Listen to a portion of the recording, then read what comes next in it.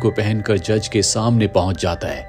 रीटा को बहुत डिसअपॉइंटमेंट होती है, जिसके बाद उससे बहुत सारे सवाल पूछे जाते हैं, लेकिन रीटा ने एक रात पहले उसे सब कुछ समझा दिया था। सैम सभी सवालों के बहुत अच्छे से जवाब देता है और सरकारी वकील सैम के दिमाग से खेलता और कहता है कि अगर तुम्हारी बेटी तुम्हारे साथ रही तो वो जिंदगी में कुछ नहीं कर पाएगी। अगर तुम चाहते हो कि तुम्हारी बेटी आगे बढ़े, जिंदगी में कुछ कर पाए, तो तुम्हें उसे छोड़ना होगा, जिसके बाद उसे एक अच्छी फैमिली को दे दिया जाएगा जिससे उसकी बहुत अच्छी परवरिश होगी। सैम बहुत इमोशनल हो जाता है। वो जज के सामने कह देता है कि मैं अपनी बेटी की अच्छे से परवरिश नहीं कर सकता, इसीलिए उसकी बेटी की कस्टडी उससे छीन ली जाती है। लेकिन जज ये भी कहता है कि अगर तुमने अपनी इनकम बढ़ाई तो तुम्हें तुम्हारी बेटी की कस्टडी वापस मिल जाएगी। इसके बाद उसकी बेटी की कस्टडी एक परिवार को दे दी जाती है। वहाँ पर एक लेडी होती है जिसे लूसी बहुत पसंद आती है।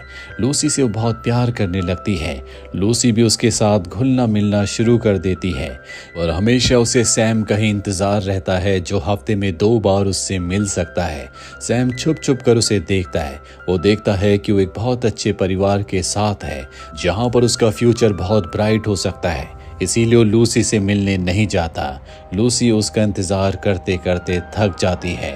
सैम ने अब काम पर जाना छोड़ दिया है। हमेशा वो घर पर ही रहता है और जब ये बात रीटा को पता चलती है तो सैम को समझाने आती है कि तुम्हें अपनी बेटी लूसी से मिलने जाना चाहिए, पर सैम मना कर देता। वो कहता है कि मैं तुम्हारी तरह परफेक्ट नहीं हूँ, मैं उसे कुछ नहीं दे सकता।